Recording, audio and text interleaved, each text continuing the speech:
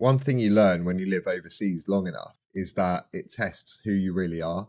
Because once you're no longer surrounded by your own culture automatically, then you start to notice what remains. And not in a dramatic way, but slowly through ordinary everyday interactions.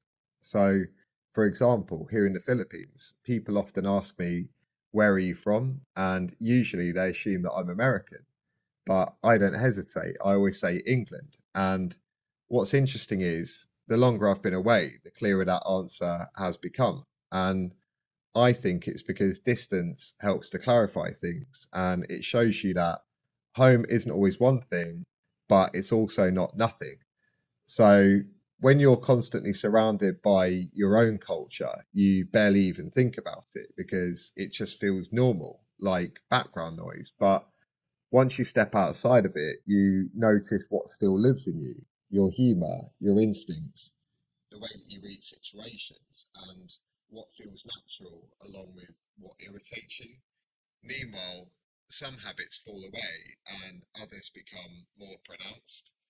And that's when you notice something important, which is that if identity disappears the moment you cross a border, then it probably wasn't identity, it was just environment. So when the COVID lockdown started in early 2020, I ended up back in the UK for a couple of years. And then in late 2023, I moved here to Southeast Asia. And that whole process of living abroad, going back, and then leaving again taught me that home can expand without dissolving.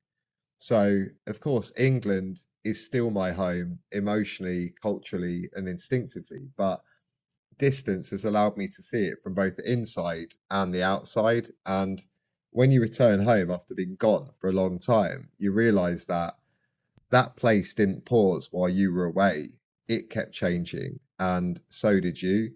And you can then find yourself in quite an awkward position because here you're foreign, no matter how settled you are. And back home, you're not foreign, but you're not the same either. Your rhythm has shifted, your baseline stress levels are different, and your perspective has changed too. And as a result of all this, when I was last back in the UK, I genuinely felt like a stranger in my own land. And not because I'd stopped loving it, but because I no longer fit there in the way that I once did. And I think that's one of the challenging side effects of living abroad because you can end up feeling out of place in more than one direction. But I don't see that as a crisis because identity isn't frozen, it evolves, but it doesn't vanish. And what stayed with me has become clearer than ever.